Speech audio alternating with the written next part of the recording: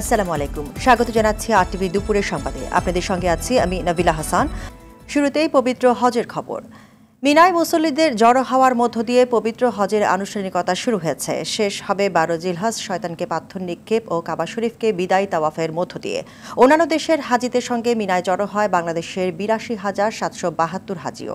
ফারুক হোসেনের রিপোর্টে বিস্তারিত।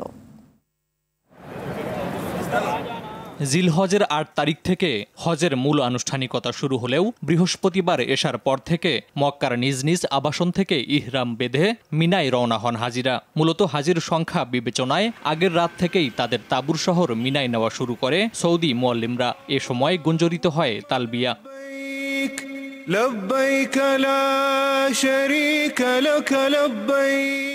মিনায় ফজর থেকে শুরু করে এশা 5 ওয়াক্ত নামাজ আদায় করবেন হাজিরা। শনিবার সূর্যোদয়ের পর আরাফাতের ময়দানে জড়ো হবে হাজিরা। লাব্বাইক আল্লাহুম্মা লাব্বাইক ধ্বনিতে মুখরিত হবে পুরো এলাকা।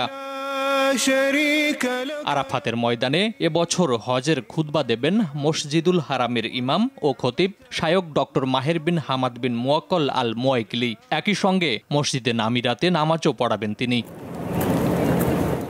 ইসলামের বিধান অনুযায়ী 10 জিলহজ মিনায় প্রত্যাবর্তনের পর শয়তানকে পাথর নিক্ষেপ, আল্লাহর উদ্দেশ্যে পশু কুরবানি, মাথা মুন্ডন ও তাওয়াফে জিয়ারত করবে হাজিরা। এরপর 11 ও 12 জিলহজ অবস্থান করে প্রতিদিন 3টি শয়তানকে প্রতীকী পাথর নিক্ষেপ করবে তারা। সব শেষে কাবা শরীফে বিদায়ী তাওয়াফের মধ্য দিয়ে শেষ হবে হজের আনুষ্ঠানিকতা। ফারুক হোসেন, আরটিভি। ঈদযাত্রায় বাড়ছে মানুষের ভিড়। ট্রেন বাসে ঢাকা ছাড়ছেন হাজারো মানুষ। সময়ের খুব একটা বেশি হেরফের না করে ট্রেন ছেড়েছে সময় মতো। বাস টার্মিনালে দেখা গেছে যাত্রীদের ভিড়, তবে ভোগান্তি ছিল চরমে। এদিকে রেলের টিকিট কালোবাজারি চক্রের মূল হোতা সহ 12 জনকে আটক করেছে র্যাব। আশিকুল আলম জানাচ্ছেন বিস্তারিত। ঈদযাত্রার তৃতীয় দিনে রাজধানী ছাড়ছেন হাজারো মানুষ। গেল দুদিনের তুলনায় ট্রেনে বেড়েছে ভিড়। সময় মতো ট্রেন ছেড়ে যাওয়ায় স্বস্তি জানান অনেকে, তবে টিকিট কালোবাজারি রোধের আহ্বানও ছিল অনেকের। অনলাইনে ঢুকলেই দেখবেন যে 20% টিকিট আছে, বাকি টিকিট নাই। এটাকে আসলে আরো কিভাবে জবাবদিহিতার আওতায় আনা যায়, টিকিটিং সিস্টেমটাকে আরো কিভাবে সহজ করা যায়। কম্পার্টমেন্ট যদি বাড়তে যেত তাহলে মানুষের ভোগান্তিটা কম হয়তো। অন্যদিকে বাস যাত্রায় ভিন্ন রূপ দেখা গেছে। যাত্রীরা ছিলেন চরম ভোগান্তিতে। বাড়তি ভাড়া আদায় ও ঘন্টার পর ঘন্টা অপেক্ষা করেও গাড়ি না পাওয়ার নানা অভিযোগ করেন তারা। লাখ লাখ টাকা কামার, কত মানুষ কষ্ট করতেছে। বসার সিট নাই, একটা চেয়ার নাই, একটা টেবিল নাই। বাড়তি টাকা দিলে আপনি সিট পাবেন, বাড়তি টাকা না দিলে আপনি সিট পাবেন না। শিডিউলটা কাটি রাখে, সিটগুলো বড় করে রাখে, বড় যায়। আচ্ছা কিছু টাকা বেশি দিলে একটা ম্যানেজ করে দিবে, আচ্ছা একটা ম্যানেজ করে দিবে, কিছু টাকা বেশি দেওয়া লাগবে। এদিকে রেলের টিকিট কালোবাজারি চক্রের 12 জনকে আটক করেছে র্যাব। অন্যের এনআইডি দিয়ে দীর্ঘদিন ধরে টিকিট কাটছিলেন তারা। রায়হান, আনিস, সোহেল, এদের একটি বড় হোয়াটসঅ্যাপ গ্রুপ আছে। এটি আসলে একটি সংঘবদ্ধ চক্র। কেউ এনআইডি সাপ্লাই দিচ্ছে, কেউ সিম সাপ্লাই দিচ্ছে, কেউ এটা বিক্রি করার জন্য সহযোগিতা করছে। রায়হান ওই ঠাকুরগাঁ থেকে এটা পরিচালনা করে এই টিকিটগুলি এদেরকে সাপ্লাই দেয়। চক্রের সাথে রেলের কেউ জড়িত আছে কিনা তা খতিয়ে দেখার কথাও জানান র্যাবের কর্মকর্তা ফিরোজ কবির। তার সাথে টিকিট বিক্রি করার জন্য ফিজিক্যালি কেউ তার নিচে সহায়তা করে থাকতে পারে, সেটা আমরা খতিয়ে দেখছি। আশিকুল আলম, আরটিভি, ঢাকা। দর্শক, রাজধানীর গাবতলী বাস টার্মিনালে রয়েছেন সহকর্মী সাদিয়া কানিস লিজা। সরাসরি যোগ দিচ্ছেন তিনি। সাদিয়া, বাস টার্মিনালের যাত্রীদের চাপ কেমন দেখছেন এবং বাড়তি ভাড়ার কোনো অভিযোগ রয়েছে কিনা জানাবেন।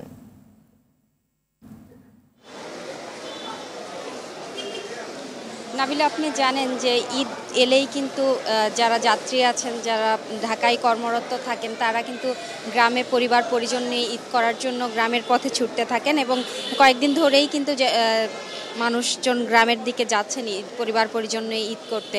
আজকেও কিন্তু তার ব্যতিক্রম হয়নি। আমরা গাবতলী বাস স্ট্যান্ডে আছি। এখানে কিন্তু যাত্রীদের তুলনামূলক চাপ আমরা কম দেখেছি, কিন্তু যারা আসছেন তারা আনন্দ নিয়েই ঘরে ফিরছেন। তবে অনেক যাত্রী অভিযোগ করেছেন যে তাদের আসলে বাড়তি ভাড়া নেওয়া হচ্ছে তাদের কাছ থেকে। ঈদ ছাড়া যে অন্য সময় তারা বাড়ি যেত, সেই সময় কিন্তু তাদের কাছ থেকে কিছুটা কম ভাড়া নেওয়া হতো, কিন্তু এখন বাড়তি ভাড়া নেওয়া হচ্ছে। কিন্তু সেই যাত্রীরা এমন অভিযোগ করেছেন এবং যারা কাউন্টারের দায়িত্বে আছেন তাদের কাছে আমরা জানতে চেয়েছিলাম। তারা বলেছেন যে মূলত অন্য সময় আসলে সরকার নির্ধারিত যে ভাড়া সেই ভাড়ার থেকে তারা কম ভাড়া নেন, কিন্তু এখন সেটি আসলে সমন্বয় করে যেটি বিআরটি এর নির্ধারিত ভাড়া সেই ভাড়া তারা নিচ্ছেন। কিন্তু যাত্রীরা কিন্তু বলছেন যে তাহলে অন্য সময় আসলে কেন কম নেওয়া হয়। আমরাও প্রশ্ন করেছিলাম, তারা বলেছিল যে ওই সময় আসলে যাত্রী কম থাকে, আমরা কম নিয়ে আমরা চালাতে পারি, কিন্তু এখন আসলে যাত্রী যেহেতু ঈদের সময় ঈদের মৌসুমে আসলে তারা ওই সমন্বয় করে বাড়তি ভাড়াটা নিচ্ছে, সঠিক ভাড়াটা নিচ্ছে, এমনটি আসলে যাত্রীরা আমাদেরকে জানিয়েছে।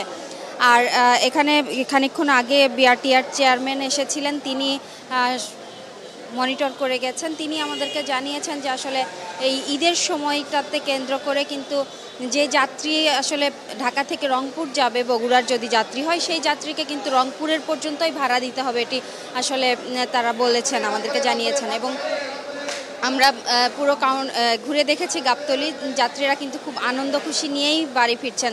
তবে অনেক যাত্রী অভিযোগ করেছেন যে কিছু বাস আসলে দেরিতে কাউন্টারে এসে পৌঁছাচ্ছে, তাদের আসলে কিছুটা বিলম্বে তাদের বাসে উঠতে হচ্ছে।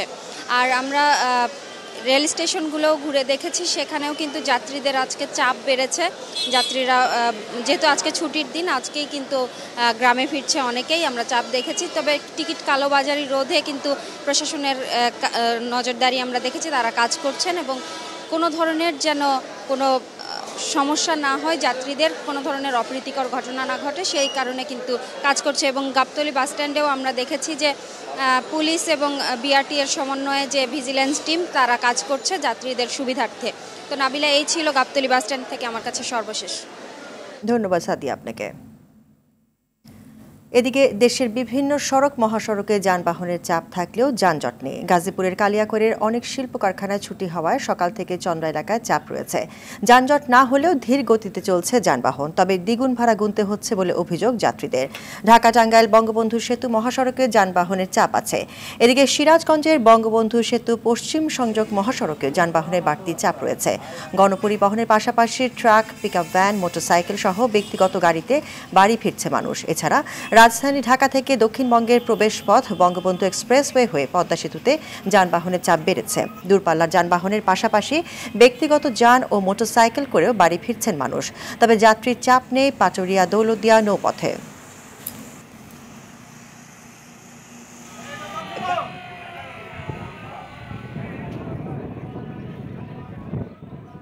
গাড়ি পাওয়াই যাচ্ছে না আমাদের ওখানকার, তারপরেও অনেক ভাড়া যাচ্ছে, 1500 টাকা ভাড়া। গতবার যা ভাড়া ছিল তার থেকে 3 গুণ ভাড়া বেশি নিতেছে। ঈদের সময় আসলে গাড়ির সংকট যেরকম, ভাড়াও সেরকম ডাবল নেয়। এটা প্রতিটা ঈদে আমরা দেখি। আপনার রাস্তা কোনো গাড়িই নেই, শুধু সিরাজগঞ্জ, বগুড়া, রংপুর এদিকে সব গাড়ি। দর্শক, ঢাকা টাঙ্গাইল মহাসড়কের গাজীপুরে চন্দ্রায় রয়েছেন সহকর্মী কামাল হোসেন বিপ্লব, সরাসরি যোগ দিচ্ছেন তিনি। কামাল, মহাসড়কে যানজট রয়েছে কিনা এবং ঈদ যাত্রায় স্বস্তিদায়ক করতে কি উদ্যোগ নেওয়া হচ্ছে?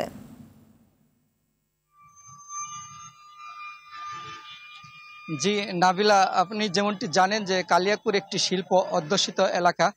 এখানে প্রায় 3 শতাধিক শিল্প কলকারখানা রয়েছে। আর এইসব শিল্প কারখানার যে শ্রমিক রয়েছে, অনেক শিল্প কারখানায় কিন্তু ছুটি ঘোষণা করা হয়েছে, যার ফলে সকাল থেকেই কিন্তু এই চন্দ্রা এলাকায় শ্রমিকদের বা মানুষের ঢল নেমেছে। আপনাকে বলি যে এই চন্দ্রা এলাকায় কিন্তু দুই পাশে কিন্তু বেশ কাউন্টার রয়েছে, যে কাউন্টারের ফলে সেখানে গাড়ির জটলা বেঁধেছে এবং তাছাড়া গাড়ির দীর্ঘ সারি রয়েছে, থেমে থেমে চলছে যানবাহন। তারা অভিযোগ করেছে, যাত্রীরা অভিযোগ রয়েছে যে তাদেরকে বেশি ভাড়া নেওয়া হচ্ছে তাদের কাছ থেকে। তবে আইন শৃঙ্খলা বাহিনীর সাথে আমি কথা বলেছি, তারা বলেছেন এই চন্দ্রা ত্রিমুর এলাকায় তাদের আইন শৃঙ্খলা বাহিনী সদা প্রস্তুত রয়েছেন এবং যে কোনো অভিযোগ পেলে তারা ব্যবস্থা গ্রহণ করবেন। নাবিলা, এই ছিল ঢাকা টাঙ্গাইল মহাসড়কের সর্বশেষ খবর।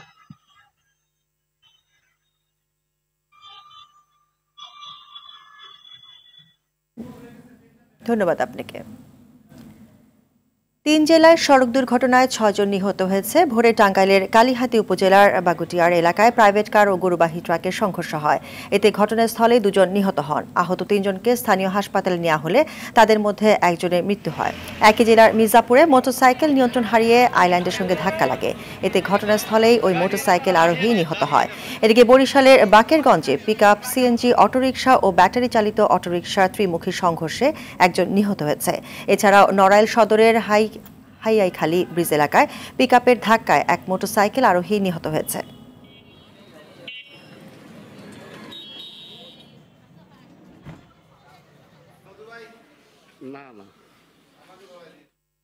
এবারের ঈদযাত্রা স্বস্তির হয়েছে দাবি করে আওয়ামী লীগ সাধারণ সম্পাদক ও সেতুমন্ত্রী ওবায়দুল কাদের বলেছেন, গেল কয়েক বছর ধরেই স্বস্তিতে বাড়ি ফিরছে মানুষ। তবে মূল্যস্ফীতি নিয়ে সরকার উদ্বেগ রয়েছে বলেও জানান তিনি। রাজধানী ধানমন্ডিতে আওয়ামী লীগ সভাপতির রাজনৈতিক কার্যালয়ে প্রেস ব্রিফিংয়ে এসব কথা বলেন ওবায়দুল কাদের। আরও জানাচ্ছেন বিপুল দেব রায়। সমসাময়িক বিষয় নিয়ে প্রেস ব্রিফিং করেন আওয়ামী লীগ সাধারণ সম্পাদক ও সেতুমন্ত্রী ওবায়দুল কাদের।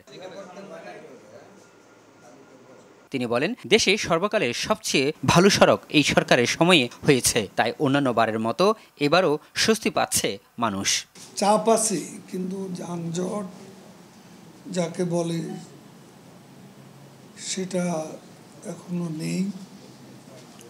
সড়কে চাপ থাকবেই, এবং তবে রাস্তার জন্য কোথাও যানজট হবে এমন বিষয় নেই। বাংলাদেশে সর্বকালের সবচেয়ে ভালো সড়ক এখন শেখ হাসিনার সরকারের আমলে। দ্রব্যমূল্য নিয়ন্ত্রণে সরকার কাজ করছে জানিয়ে আওয়ামী লীগ সাধারণ সম্পাদক বলেন, মূল্যস্ফীতি নিয়ে সরকারের উদ্বেগ রয়েছে। মূল্যস্ফীতির ব্যাপারটা আমরা উদ্বেগ প্রকাশ করি। সরকার এখানে কোনো কিছুই চাপা দিয়ে সত্যকে আড়াল করে কিছুই করেনি। বিএনপির সমালোচনা করে ওবায়দুল কাদের বলেন, বর্ণচোরারা মুক্তিযুদ্ধ স্বাধীনতার আদর্শকে মানে না। এই বর্ণচোরারা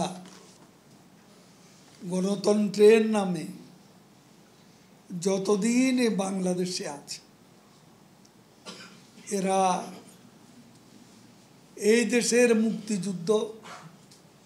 মুক্তিযুদ্ধের মূল্যবোধ, স্বাধীনতার আদর্শ এরা মানে না। এরা এই দেশের গণতন্ত্রকে গিলে খেয়েছে। বিএনপি তাদের নেতাদের দুর্নীতির বিচার কখনো করতে পারেনি জানিয়ে বলেন, শেখ হাসিনা সরকারের সৎসাহস রয়েছে বিচার করার। বাংলাদেশের অর্থনীতি কেমন ছিল, আর 15 বছর পরে আমাদের ভুল ত্রুটি আছে। বিপুল দেবরাই, RTV, ঢাকা। পবিত্র ঈদুল আজহার আর মাত্র 2 দিন বাকি। রাজধানীর পশুর হাটগুলো এখন অনেকটাই জমে উঠেছে। দেশের বিভিন্ন প্রান্ত থেকে এখনও আসছে কোরবানির পশু। হাটে ক্রেতা সমাগম বাড়লেও বিক্রি এখনও পুরোদমে শুরু হয়নি। ক্রেতাদের অনেকেই দর কষাকষি করতে দেখা গেছে। বিক্রেতারা আশা করছেন, সময় যত গড়াবে বিক্রি তত বাড়বে। তারা বলছেন, এবার প্রতিটি খামারে অনেক গরু রয়েছে, তাদের ধারণা চাহিদার চেয়ে এবার গরু বেশি।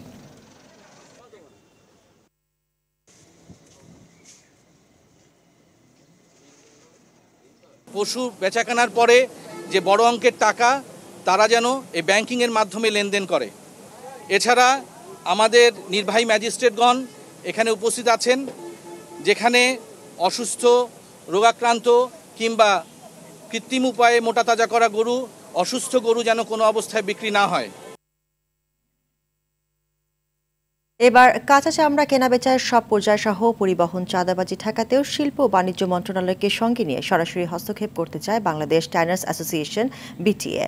লবণ ছাড়া কোরবানির চামড়া যেন কোনোভাবেই ঢাকায় প্রবেশ না করে সেই বিষয়ে প্রশাসনের সহযোগিতা চায় সংগঠনটি। পাশাপাশি ট্যানারি শিল্পকে টিকিয়ে রাখতে কাঁচা চামড়া বন্ধক রেখে ব্যাংক ঋণের দাবি জানিয়েছেন শিল্প মালিকরা। সেলিম মালিকের রিপোর্টে বিস্তারিত।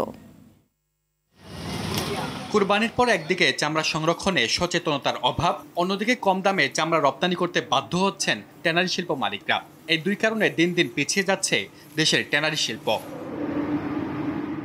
শিল্প উদ্যোক্তারা বলছেন, রাজধানীর হাজারীবাগ থেকে সাভারের হেমায়েতপুরে ট্যানারি স্থানান্তর হলেও শিল্প এলাকার পরিবেশ ও প্রধান বর্জ্য শোধনাগার ঠিকঠাক মতো কাজে না লাগানোয় মিলছে না আন্তর্জাতিক সনদ। ফলে চামড়া রপ্তানি করতে হচ্ছে কম দামে। নন কমপ্লায়েন্সের জন্য আমরা আন্তর্জাতিক বাজারে কোনো ভালো জায়গায় বিক্রি করতে না পারার কারণে আমরা সবসময় চাইনিজদের কাছে মানে লো প্রাইসে বিক্রি করি। লো প্রাইসে চাইনিজদের কাছে বিক্রি করতে করতে আমাদের এই গত 5 বছরের সর্বস্ব আমরা হারিয়ে ফেলেছি। এদিকে কোরবানির দাতা ও লিলার বোর্ডিংও পাচ্ছে না চামড়ার ন্যায্য মূল্য। বিটিএ বলছে এলাকা ভিত্তিক ফরিয়াদের গ্রুপিংই এর জন্য দায়ী। এলাকার ছেলে পেলের আপনার গ্রুপিং করে আপনার দেখা যায় যে 1000 টাকার চামড়া তারা 200-300 টাকা আপনার ক্রয় করে, কিন্তু সেটা কিন্তু আপনার কোনোভাবে যাতে না হয় সেখানে প্রশাসন যাতে এই ব্যাপারে প্রয়োজনীয় ব্যবস্থা গ্রহণ করে। তবে এবার চামড়া বিক্রিতে অব্যবস্থাপনা ঠেকাতে শিল্প ও বাণিজ্য মন্ত্রণালয়কে সঙ্গে নিয়ে কাজ করতে চায় সংগঠনটি। আমরা কিন্তু একটা মনিটরিং সেল আপনার গঠন করছি, যেখানে অপ্রীতিকর ঘটনা ঘটবে, অর্থাৎ পরিবহনের কোনো চাঁদাবাজি বা আপনার কাঁচা চামড়া কেনা বেচায় যদি কোনো সমস্যা সৃষ্টি হয় হাটগুলোতে, সেখানে কিন্তু সরাসরি আমরা হস্তক্ষেপ করব। পাশাপাশি চামড়া শিল্পের ক্রান্তিকাল অতিক্রমে ব্যাংক ঋণের দাবি জানান তারা।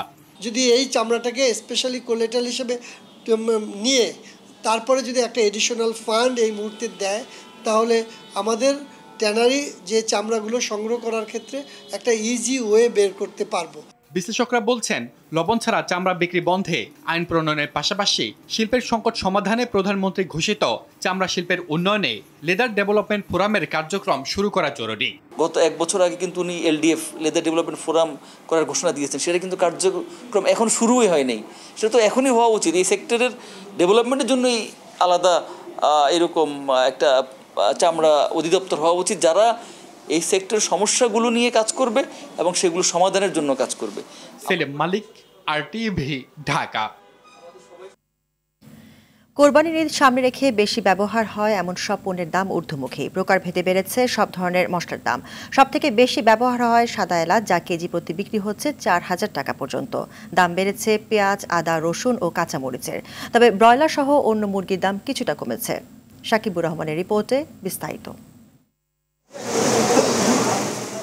কোরবানির ঈদে মাংসের সাথে সবথেকে বেশি প্রয়োজন হয় বিভিন্ন ধরনের মশলার, তাই মশলার দোকানে একটু বাড়তি ভিড়। যদিও আগের থেকে পণ্য কেনার তালিকা কমেছে সাধারণের।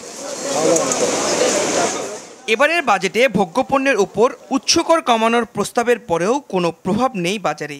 উল্টো সাদা এলাচ, দারুচিনি, লবঙ্গ, জিরা থেকে শুরু করে দাম বেড়েছে সব মশলার। বাজারে আমদানি ঘাটতি না থাকলেও পাইকারি বাজারে বেশি দামের প্রভাব পড়েছে খুচরা বাজারে। এলাচ হয়েছে 3400 টাকা কেজি, লং হয়েছে 1800 টাকা, গোলমরিচ 1200। অন্যান্য বছরের তুলনায় সিজনের তুলনায় এবার কোরবানির বেচাকেনা আমাদের মশলার কম হইতেছে। দাম বেশি থাকায় পরিমাণে কম কিনছেন ক্রেতারা। সাধারণ মানুষের কথা চিন্তা করে কম মুনাফা করার অনুরোধ ছিল ভোক্তাদের। খাইতে পর্যন্ত কোনো অল্প করে লইছি আর কি, দাম কমলে আমরা সবাই মিলে খাইতে পারতাম। পরিমাণ মতো কিনা হচ্ছে, যা সামর্থ্য কুলাই। পেঁয়াজ, কাঁচামরিচ, আদা, রসুনের দামও বেড়েছে। এক রাতের ব্যবধানে কাঁচামরিচ কেজিতে ঠেকেছে 200 টাকাতে, আর আদার দর 300। দেশে তো কোনো আদাই নাই, দেশি পণ্য কোনো জিনিস নাই। দেশি 1 কেজি আদা 450 টাকা। আপনি ইউরোপের যে কোনো জায়গায় যান, আমরা 2-1 জায়গায় গেছি, 2-4-5 জায়গায় করছি, সব জায়গায় কোন উৎসব হলে দাম কমে আমাদের দেশে ঠিক। ঈদের জন্য মানে কি বাজারে মাল ধরেন কমের কারণে দাম একটু বাইরে গেছে। কোরবানির ঈদে মুরগির চাহিদা কিছুটা কম, তাই কমেছে দাম। ব্রয়লার কেজিতে বিক্রি হচ্ছে 190 টাকায়। ব্রয়লার মুরগি বিক্রি করতেছে আজ 190 টাকা, আর পাকিস্তানি মুরগি বিক্রি করতেছে 320 টাকা। আগের বাড়তি দামে বিক্রি হচ্ছে গরু ও খাসির মাংস। শাকিবুর রহমান, আরটিভি, ঢাকা। বিএনপির ভাইস চেয়ারম্যান শামসুজ্জামান দুদু বলেছেন, চরম ক্রান্তিকাল অতিক্রম করছে দেশ। বলেন, সরকার বেনজিরের মতো লোককে আইজিপি ও আজিজকে সেনাপ্রধান করেছে। এমন পরিস্থিতিতে সরকারের পদত্যাগ করা ছাড়া সংকট উত্তরণে আর কোনো পথ নেই। দুপুরে জাতীয় প্রেস ক্লাবের সামনে বেগম খালেদা জিয়া, ইশরাক হোসেন সহ কারাবন্দী নেতাদের মুক্তি দাবিতে আয়োজিত অবস্থান কর্মসূচিতে অংশ নিয়ে তিনি এসব কথা বলেন। এতে বিএনপি চেয়ারপারসনের উপদেষ্টা আব্দুল সালাম সহ অন্য নেতারা উপস্থিত ছিলেন। বাংলাদেশ এখন চরম একটি ক্রান্তিকাল অতিক্রম করছে। যে কোনো সময় সরকারের পতন করতে পারে, যে কোনো সময় ফ্যাসিবাদের পতন করতে পারে। এত বড় নির্যাতনকারী, এত বড় লুণ্ঠনকারী, এত বড় বেহা কোন শক্তি, কোন দল এর আগে রাষ্ট্র ক্ষমতা এইভাবে দখল করে রেখেছিল আর তার কোনো নজির নেই। এক সপ্তাহ বন্ধ থাকার পর কক্সবাজারের টেকনাফ থেকে সেন্ট মার্টিনে বিকল্প পথে শুরু হয়েছে নৌযান চলাচল। দুপুরে কক্সবাজার থেকে খাদ্য ও পণ্য সামগ্রী নিয়ে 12 আলিয়া নামে একটি জাহাজ ছেড়ে গেছে প্রবাল দ্বীপে। কক্সবাজারের অতিরিক্ত জেলা ম্যাজিস্ট্রেট মোহাম্মদ ইয়ামিন হোসেন জানান, মিয়ানমারের অভ্যন্তরীণ সহিংসতার জেরে নাফ নদীতে গুলিবর্ষণের ঘটনায় টেকনাফ সেন্ট মার্টিন রুটে নৌযান চলাচল বন্ধ রয়েছে, তবে ট্রলার চলছে বিকল্প পথে। এদিকে বৃহস্পতিবার সন্ধ্যা থেকে গভীর রাত পর্যন্ত মিয়ানমারের রাখাইন রাজ্যে মর্টার ও গ্রেনেডের বিস্ফোরণে কক্সবাজার ও সেন্ট মার্টিনের সীমান্ত এলাকায় আতঙ্ক ছড়িয়ে পড়ে।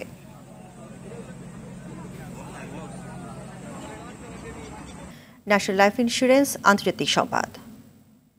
ইউক্রেনকে $5,000 কোটি ঋণ দিতে সম্মত হয়েছে G7 এর নেতারা। এসব দেশে আটকে দেওয়া রুশ সম্পদের মুনাফা থেকে চলতি বছরের শেষ নাগাদ এই ঋণ দেওয়া হবে। বৃহস্পতিবার ইতালিতে শুরু হওয়া শিল্পোন্নত 7 দেশের জোট G7 এর 3 দিনব্যাপী শীর্ষ সম্মেলনের প্রথম দিন এই সিদ্ধান্ত হয়। G7 এর সদস্য না হলেও সম্মেলনে ইউক্রেনের প্রেসিডেন্ট ভলোদিমির জেলেনস্কিকে আমন্ত্রণ জানানো হয়েছিল। বৈঠকে জোটটির সদস্য যুক্তরাষ্ট্রের প্রেসিডেন্ট জো বাইডেন ও আয়োজক ইতালির প্রধানমন্ত্রী জর্জিয়া মেলোনি সহ ফ্রান্স, জার্মানি, কানাডা, জাপান, যুক্তরাজ্যের সরকার বা রাষ্ট্রপ্রধানরাও উপস্থিত ছিলেন। গাজায় অবিলম্বে যুদ্ধবিরতির দাবি জানিয়ে জাতিসংঘের নিরাপত্তা পরিষদের প্রস্তাব সত্ত্বেও ইসরায়েল এই ভূখণ্ডে নৃশংস আক্রমণ অব্যাহত রেখেছে। স্কুল, শরণার্থী শিবির, মসজিদ, গির্জার পাশাপাশি হামলার লক্ষ্যবস্তু হয়েছে হাসপাতালও। গাজার স্বাস্থ্য ব্যবস্থাও ইতিমধ্যে ভেঙে পড়েছে। এর সঙ্গে দেখা দিয়েছে তীব্র মানবিক সংকট। পরিস্থিতি এতটাই খারাপ যে গাজাকে বসবাসেরই অযোগ্য করে ফেলা হয়েছে বলে জানিয়েছে ফিলিস্তিনে নিযুক্ত জাতিসংঘের শরণার্থী বিষয়ক সংস্থা UNRWA। উপকূলীয় এই ভূখণ্ডটি একসময় প্রাণবন্ত শহর ছিল বলে মন্তব্য করেছে সংস্থাটি। এখন পর্যন্ত ভূখণ্ডটিতে মোট নিহতের সংখ্যা পৌঁছেছে 37,232 জনে। আহত হয়েছেন আরও 85,037 জন। খেলার খবর, ফুটবল। আজ থেকে শুরু হচ্ছে ইউরোপের মহাদেশীয় ফুটবলের শ্রেষ্ঠত্বের আসর ইউরোপিয়ান চ্যাম্পিয়নশিপ। জার্মানির মিউনিখে উদ্বোধনী ম্যাচে মুখোমুখি হবে স্বাগতিক জার্মানি ও স্কটল্যান্ড। 2014 সালের বিশ্বকাপ শিরোপা জয়ের পর বড় কোনো আসরের সাফল্যের দেখা পায়নি জার্মানি। সবশেষ কাতার বিশ্বকাপে গ্রুপ পর্ব থেকে বিদায় নেয় ন্যাশনাল 11। তবে অতীত ভুলে ইউরোর এই আসর দিয়ে আবারও সাফল্যের ধারায় ফিরতে চায় জুলিয়ান নাগলসম্যানের শিশুরা। এদিকে জার্মানির বিপক্ষে 17 দেখায় 4 ম্যাচে জয় পেয়েছে স্কটল্যান্ড। এই ম্যাচে জয় নিয়ে ইউরোর 17তম আসর শুরু করতে চায় টার্টন আর্মি। রাত 1টায় শুরু হবে ম্যাচটি। এবার ইউরো চ্যাম্পিয়নশিপের একক আয়োজক জার্মানি। দেশটির 10টি ভেন্যুতে শিরোপার জন্য লড়বে 24টি দেশ। এদিকে আন্তর্জাতিক প্রীতি ম্যাচে আগামীকাল গুয়েতেমালার মুখোমুখি হবে আর্জেন্টিনা। যুক্তরাষ্ট্রের ফেড এক্সপেলডি ম্যাচটি শুরু হবে শনিবার সকাল 6টায়। গুয়েতেমালার বিপক্ষে এর আগে 3 দেখায় 2 ম্যাচে জয় পায় আলবিসেলেস্তেরা। একটি ম্যাচে ছিল ড্র। সেই অভিজ্ঞতাকে পুঁজি করে এই ম্যাচেও জয় নিয়ে কোপা আমেরিকার প্রস্তুতি সারতে চায় আর্জেন্টিনা। এদিকে আলবিসেলেস্তের বিপক্ষে জয় নিয়ে ইতিহাস গড়তে চায় গুয়েতেমালা। পুরো ম্যাচে নিজেদের সেরা খেলাটাই উপহার দিতে চায় দলটি। এবার টি20 বিশ্বকাপের খবর। সুপার 8-এর টিকিট নিশ্চিত করার মিশন নিয়ে আজ আয়ারল্যান্ডের মুখোমুখি হবে যুক্তরাষ্ট্র। সেন্ট্রাল ব্রওয়ার্ড রিজিওনাল পার্ক স্টেডিয়ামের ট্রাফ গ্রাউন্ডে ম্যাচটি শুরু হবে রাত 8:30টায়। গ্রুপ এ থেকে তালিকায় 2-এ অবস্থান করছে যুক্তরাষ্ট্র। এই ম্যাচে জয় পেলে সেরা 8-এর টিকিট নিশ্চিত হবে মোনাকো ব্যাটল বাহিনীর। এদিকে বিশ্বকাপে এখনও জয়ের মুখ দেখেনি আয়ারল্যান্ড। যুক্তরাষ্ট্রের বিপক্ষে তাই আসরের প্রথম জয় পেতে চায় আইরিশরা।